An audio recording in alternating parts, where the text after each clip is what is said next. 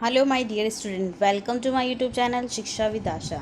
जैसे कि आप सभी जानते ही हैं, मैं आपको 6 से लेकर 12 तक ज्योग्राफी कवर करने जा रही हूँ, जिसमें मैं आपको 6 क्लास की 7 क्लास की ज्योग्राफी पहले ही कवर करवा चुकी हूँ।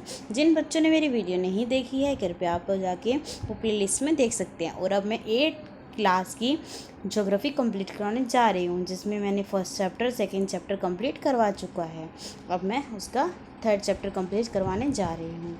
तो आइए पढ़ते हैं सेकंड पार्ट थर्ड चैप्टर का, शक्ति संसाधन। शक्ति संसाधन क्या है, आइए जानते हैं कि शक्ति संसाधन का मतलब होता क्या है।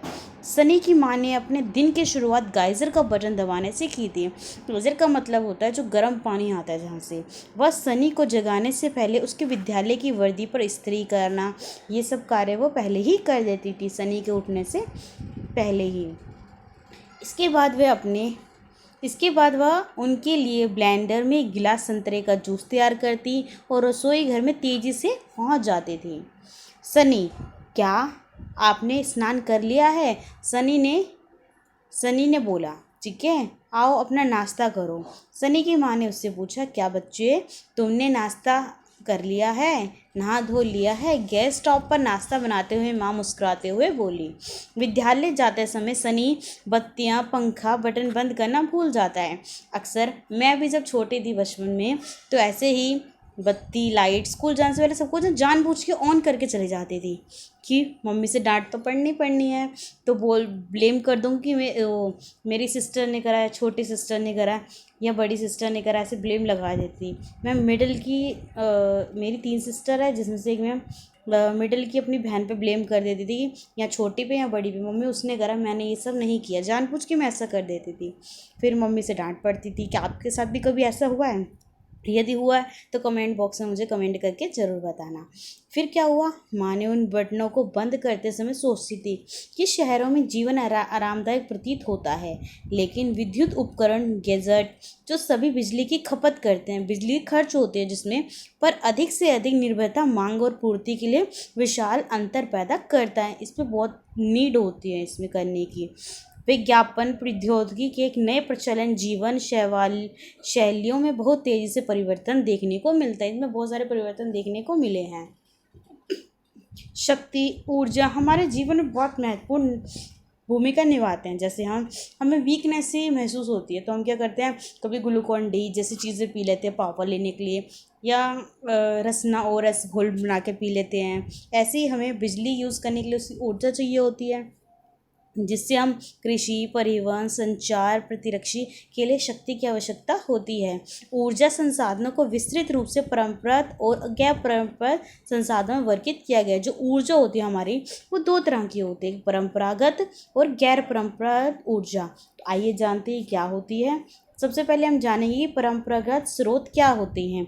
ऊर्जा के परंपरागत स्रोत वे हैं जो लंबे समय से उपयोग किए जाते हैं, जो हम लंबे समय तक उपयोग कर सकते हैं। साथ में ईंधन और जीवाश्म ईंधन परंपरागत ऊर्जा के 2 मुख्य स्रोत हैं।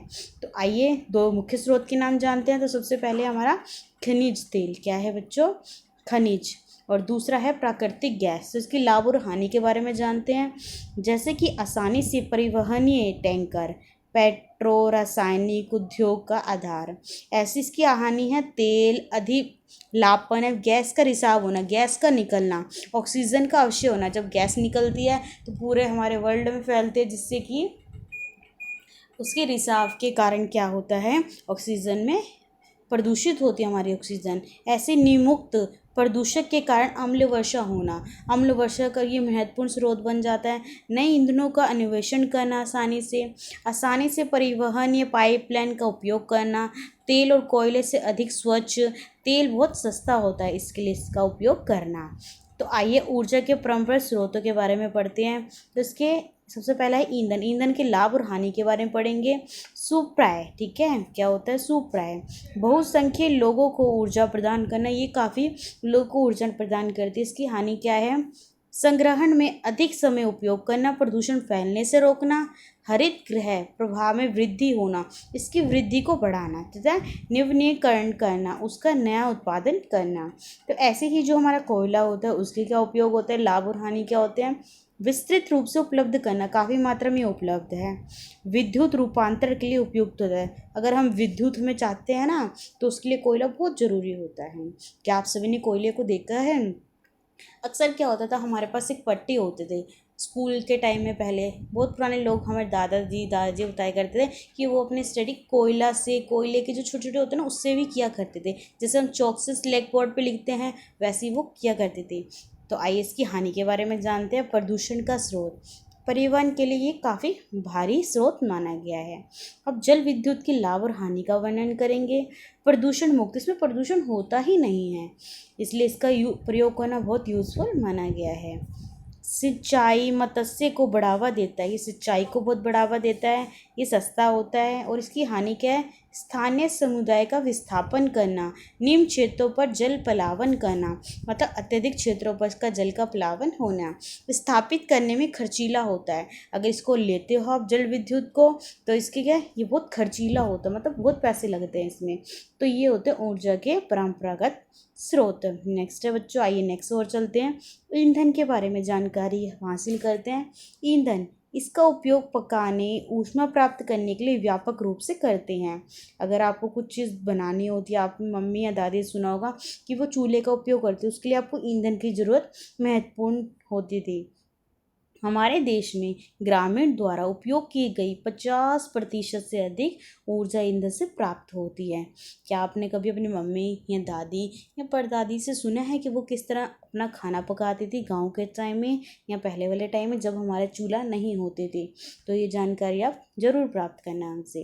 पौधे और जानवरों के अवशेष जो लाखों वर्ष तक धरती के अंदर दबे रहे थे, ताप दाब के प्रभाव से जीवाश्म ईंधन में परिवर्तित होते जाते हैं। ये जीवाश्म ईंधन जैसे कोयला, पेट्रोलियम, प्राकृतिक गैस परंपरागत ऊर्जा के मुख्य संसाधन माने गए हैं। इसके बहुत इंपॉर्टेंट स्रोत होते हैं ये। साथ में इन खनिजों के भंडार वो सीमित होते हैं, कम मात्रा में यह उपलब्ध होती हैं। किन मात्रा में? ये बहुत ही कम मात्रा में उपलब्ध होते हैं।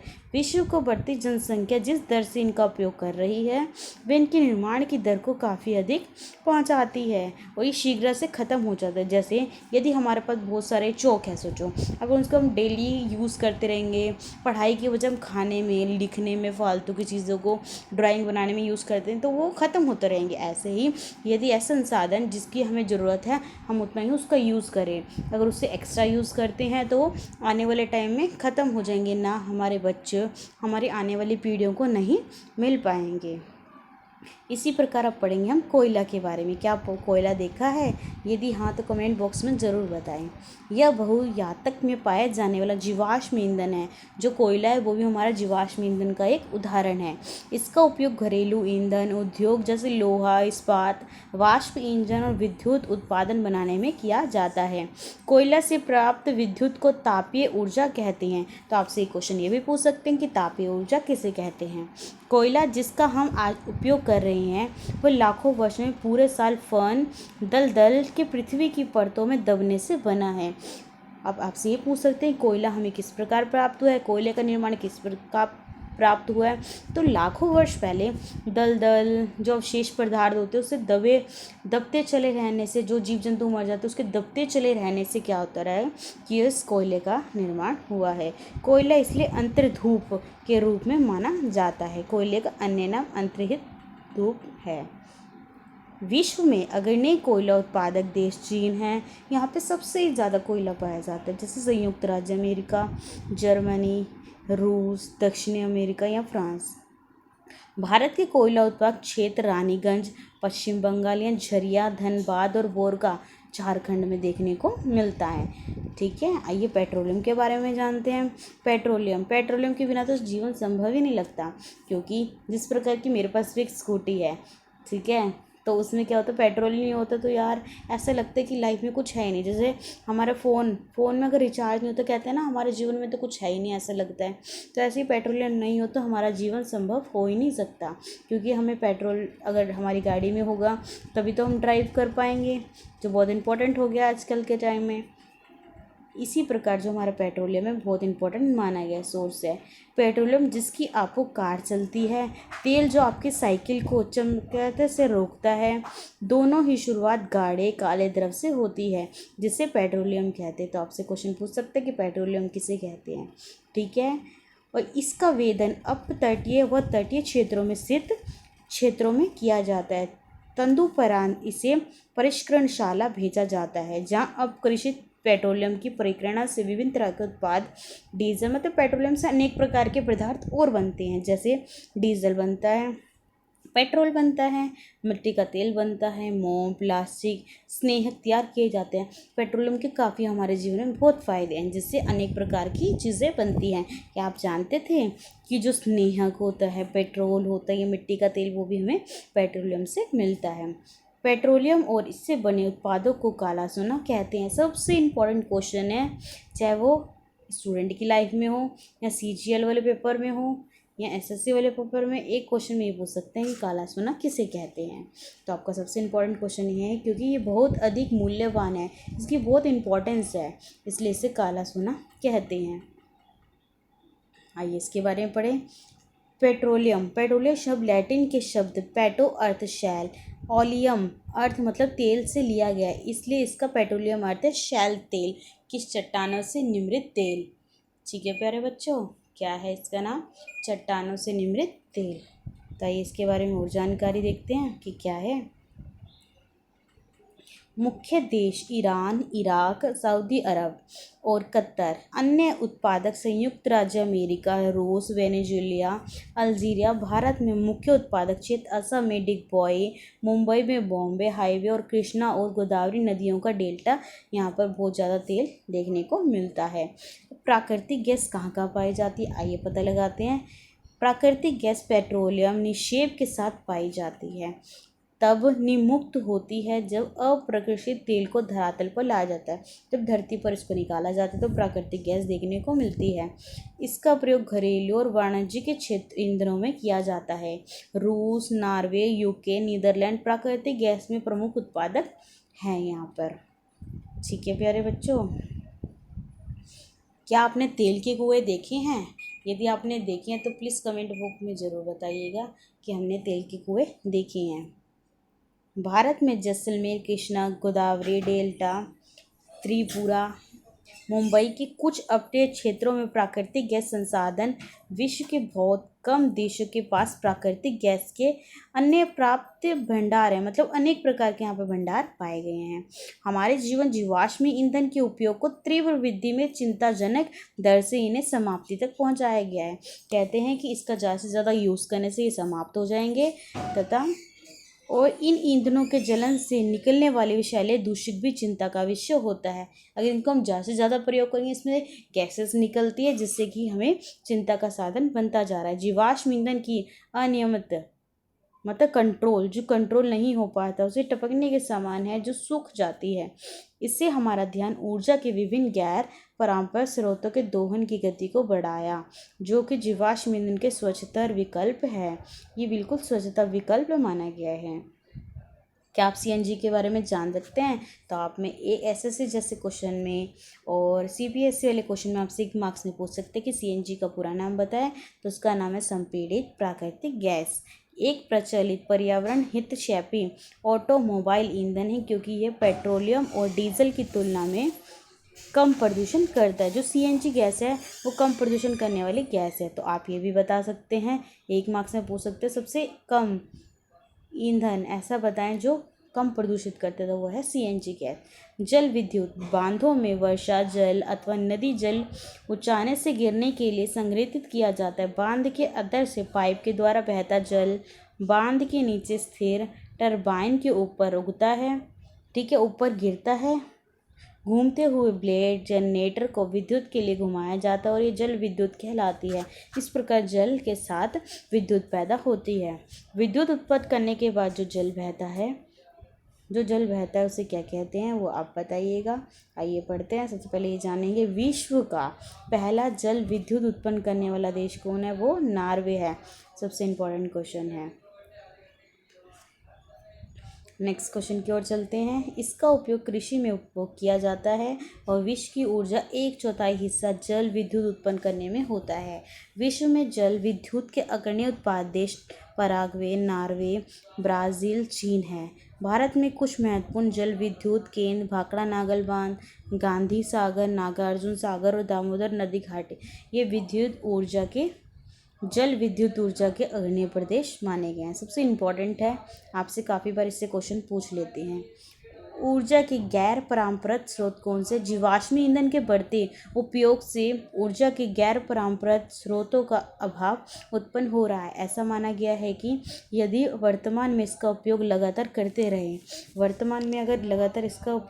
रहें, तो इन ईंधनों का उपयोग समाप्त होता जाएगा। इसके अतिरिक्त इसका उपयोग पर्यावरण प्रदूषण भी पैदा करता है। इसलिए गैर पारंपरिक स्रोत जैसे सौर ऊर्जा, पवन ऊर्जा, ज्वारीय ऊर्जा को नवीकरणीय संसाधन के रूप में माना गया है। पवन ऊर्जा लाभ, इसके लाभ क्या है? प्रदूषण मुक्त होता है यहाँ पर। और इसकी हानि क्या है? ध्वनि प्रदूषण होता है। एक बार स्थापना हो जाने पर विद्युत उत्पादन की कम लागत होती है। सुरक्षित और साफ होता है ये। पवन चक्री को स्थापित करके महंगा रेडियो व दूरदर्शन प्रसारण संयंत्र बनता है। पक्षियों के लिए ये काफ़ी हानिकारक, पवन ऊर्जा पक्षियों के लिए काफ़ी हानिकारक होती है। अब सौर ऊर्जा के बारे में जानेंगे कि सौर ऊर्जा क्या है, इसकी लाभ और हानि के बारे में देखते हैं। तो ये असमाप्य होती है, ये कभी भी समाप्त नहीं होती और इससे प्रदूषण कभी भी नहीं होता। तो इसकी हानि क्या है? ये काफ़ी एक्सपेंडिचर होता है, मतलब खर्चीला होता है। स्रोत के विस्तृत होने से ऊर्जा इसमें काफ़ी बर्बाद होता है। ज़्यादा से ज़्यादा सोर्स का उपयोग करने से इसमें ऊर्जा काफ़ी समाप्त होती है। अब ज्वारीय ऊर्जा क्या होती है? लाभ और इसकी हानि के बारे में। इसमें प्रदूषण मुक्त होता है और असमाप्य होता है, कभी भी समाप्त नहीं हो सकती। वन्य जीव आवास का नष्ट होना, दोहन में कठिन होना इसका मुख्य उदाहरण है। परमाणु ऊर्जा के बारे में पढ़ेंगे। लाभ और हानि, बड़ी मात्रा में ऊर्जा का उत्पादन होना, रेडियो एक्टिव व्यर्थ को उत्पन्न करना, खर्चीला, ये बहुत इम्पोर्टेंट है। नेक्स्ट है बायोगैस। बायोगैस क्या है?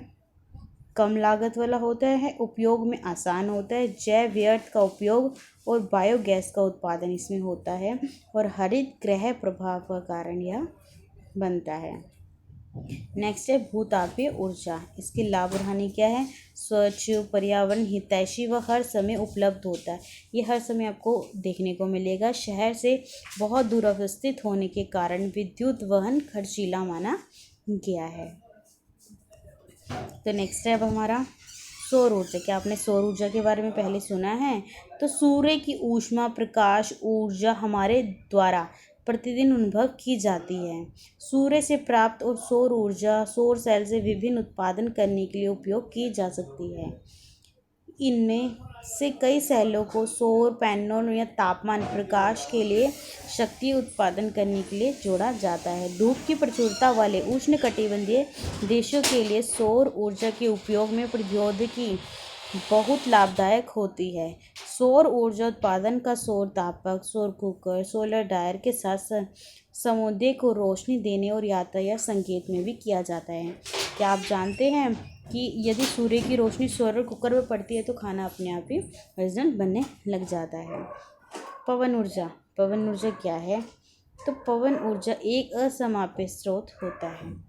पवन चक्कियों का उपयोग अनाजों को पीसने, जल निकालने के चिरकाल से किया जाता है। वर्तमान पवन चक्कियों से तीव्र गति से चलती हुई पवन चक्की होती हुई घूमती है और विद्युत उत्पादन के लिए जनरेटर से जुड़ी होती है। पवन चक्की के समय युक्त पवन फॉर्म तटीय पवन घाटियों में जहाँ प्रबल लगातार हवाएं चलती रहती हैं वहाँ स्थित होती है। पवन farm Netherland, Germany, Denmark, UK, USA, Spain में पाई जाती है, जो पवन ऊर्जा उत्पादन में उल्लेखनीय होती है। ठीक है, तो अब परमाणु ऊर्जा के बारे में पढ़ेंगे। परमाणु ऊर्जा क्या है? तो परमाणु ऊर्जा प्राकृतिक तौर से प्राप्त रेडियोसायनिक क्या होती है बच्चों? रेडियो सक्रिय पदार्थ है जो यूरेनियम और थोरेनियम के परमाणु केंद्र में संग्रहित ऊर्जा से प्राप्त होती है। तो जो परमाणु ऊर्जा वो कहाँ से होती है, किससे प्राप्त होती है? यूरेनियम और थोरियम से। ये पदार्थ नाभिकीय रिएक्टर में नाभिकीय विखंडन से गुजरते हैं और उत्सर्जन ऊर्जा की प्राप्त होती है। परमाणु ऊर्जा के सबसे बड़े उत्पादन संयुक्त राज्य अमेरिका और यूरोप में देखने को मिलते हैं। भारत में राजस्थान और झारखंड के पास ही यूरेनियम बहुत अधिक मात्रा में पाया जाता है। विश्व का प्रथम सौर पवन संचित बस अड्डा स्कॉटलैंड में है। तो ये आपको भूलना नहीं है, एक एक 1 मार्क्स में आपसे पूछे जाते हैं। तो जो क्रियाकलाप आपको करना है घर पे, ये काफ़ी लाभदायक है। बचपन के समय जब हम भी स्टूडेंट थे तो हमने भी काफ़ी बार ये करा है। यदि आप चाहते हैं कि आप सौर कुकर के बारे में जानना तो ये पक्का आप बनाएं घर पे, ठीक है। बचपन में मैंने भी बनाया था तो बहुत इंटरेस्टेड लगा था करने में। तो आई होप कि आप भी बनाएं सौर कुकर।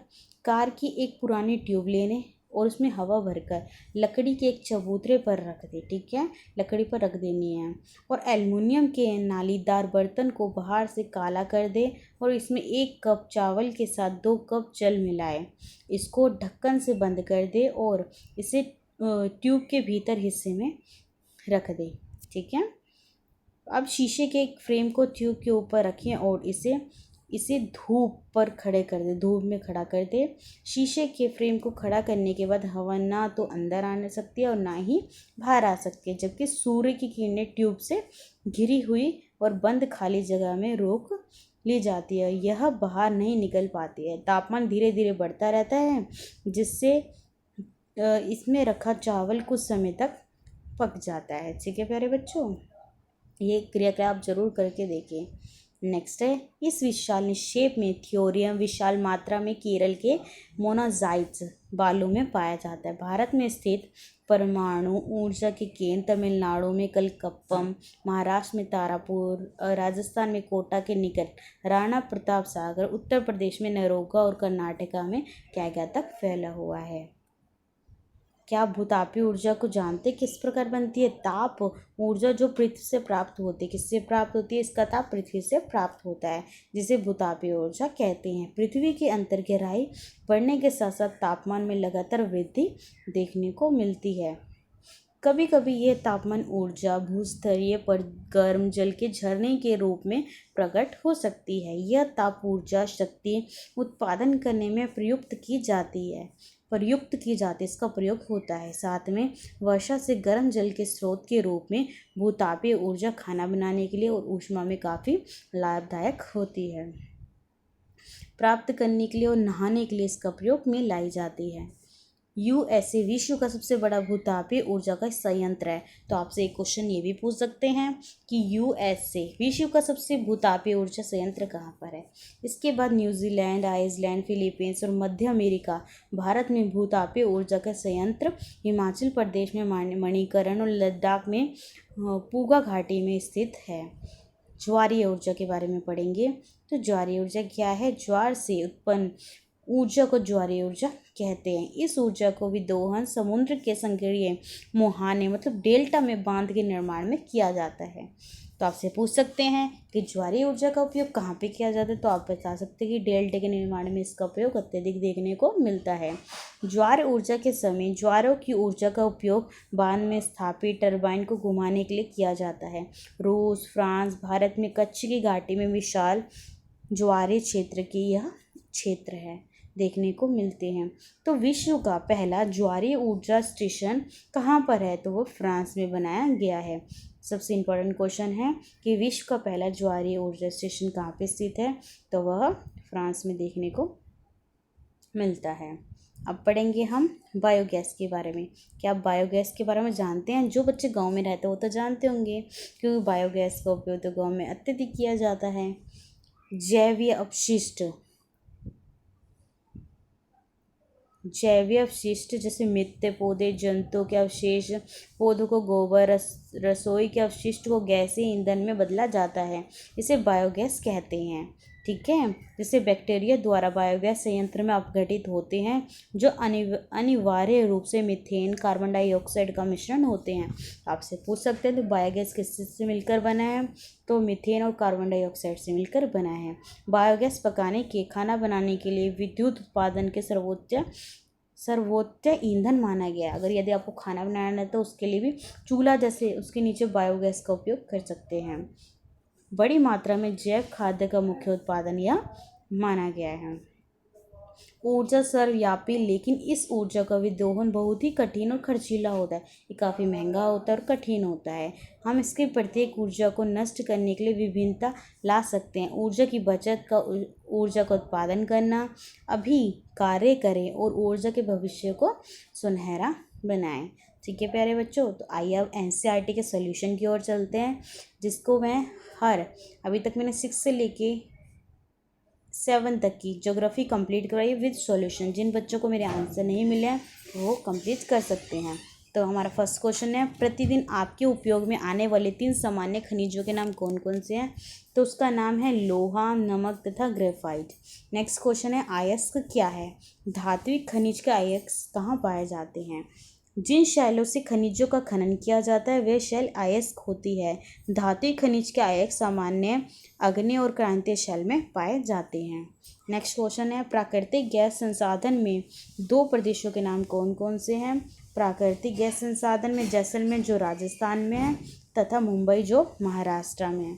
नेक्स्ट क्वेश्चन है, ऊर्जा के निम्न स्रोतों के नाम बताने हैं। ग्रामीण क्षेत्र में, तटीय क्षेत्र में और शुष्क प्रदेशों में। तो हमारा आंसर है बायोगैस, ज्वारीय ऊर्जा, पवन ऊर्जा और सौर ऊर्जा। नेक्स्ट है, 5 तरीके बताइए जिससे कि आप घर पर ऊर्जा बचा सकते हैं। तो बिजली उपकरण को आवश्यकता न होने पर बंद कर दें।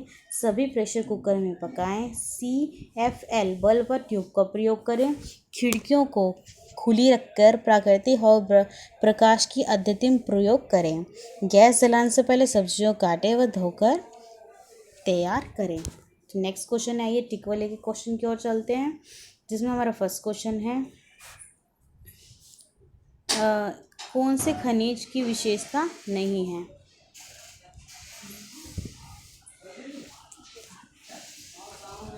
आराम से बोलना। वे प्राकृतिक प्रक्रिया द्वारा निर्मित होते हैं। उनका एक निश्चित रासायनिक संगठन है। वे असमाप्य हैं। उनका वितरण असमान है। तो इसका आंसर है हमारा, वे असमाप्य होते हैं। नेक्स्ट क्वेश्चन है हमारा, कौन सा अभ्रक का एक उत्पादन नहीं है? क्या वह झारखंड, कर्नाटका, राजस्थान या आंध्र प्रदेश? तो इसका आंसर है हमारा कर्नाटका। ठीक है। नेक्स्ट क्वेश्चन है, कौन सा विश्व में तांबे का अग्रणी उत्पाद है? कि तांबे कहाँ पे अत्यधिक पाया जाता है? बोलिया में, घाना में, चिली में या जिम्बाब्वे में? तो वो जिम्बाब्वे में देखने को मिलता है। नेक्स्ट क्वेश्चन है अब हमारा, निम्नलिखित प्रक्रिया में कौन सी आपके रसोई घर में द्रवित पेट्रोलियम गैस LPG को संरक्षित नहीं किया जा सकता? पकाने से पहले दाल को कुछ समय के लिए भगोना, प्रेशर कुकर में खाना पकाना, पकाने के लिए गैस जलाने से पूर्व सब्जी को काट लेना, खुली कढ़ाई में कम ज्वाला पर भोजन पकाना। ठीक है। तो इसका आंसर है खुली कढ़ाई में कम ज्वाला पर भोजन पकाना। तो इसका अब क्वेश्चन हम देखते हैं, कारण बताएं सबसे इम्पोर्टेंट है। तो सबसे पहला हमारा क्वेश्चन है, सबसे पहला क्वेश्चन है, बड़े बांधों के निर्माण के पूर्व पर्यावरण पहलू को ध्यानपूर्वक देखना चाहिए। तो इसका क्या कारण है? बड़े पैमाने पर वनों को काटा जाता है। बहुत बड़ा क्षेत्र जलमग्न में होता है। स्थानीय स्तर पर भूकंप, भूस्खलन को खतरा बढ़ाया जाता है। तो सबसे नेक्स्ट क्वेश्चन है हमारा, अधिकांश उद्योग कोयला खानों के पास केंद्रित होता है, किन कारण से? कोयला शक्ति के साधन के रूप में उद्योगों की मांग पूरी होती है। कोयला एक भारी खनिज है, ईंधन है, जिससे दूर क्षेत्रों में खर्च और समय बढ़ता हुआ नजर आता है। नेक्स्ट क्वेश्चन है सबसे इम्पोर्टेंट क्वेश्चन, अक्सर पेपर में पूछा जाता है कि पेट्रोलियम को काला सोना क्यों कहते हैं? तो इसका मुख्य कारण है क्योंकि पेट्रोलियम इससे बड़े उत्पादन के लिए महत्वपूर्ण होता है तथा मूल्यवान होने के कारण इसे काला सोना कहते हैं। नेक्स्ट क्वेश्चन है, खनन पर्यावरण चिंतन का विषय बन रहा है। सबसे इम्पोर्टेंट क्वेश्चन है लास्ट, थर्ड और फोर्थ। नेक्स्ट क्वेश्चन है, खनन खुले गर्त वाले होते हैं, इसके कारण ये धूल बड़े स्तर पर पर्यावरण को फैलते हुए नजर आते हैं।